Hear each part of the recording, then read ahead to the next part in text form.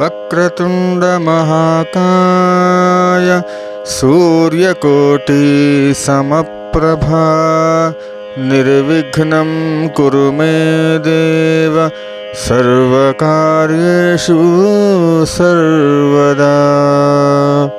ఓం గణేశాయ నమః.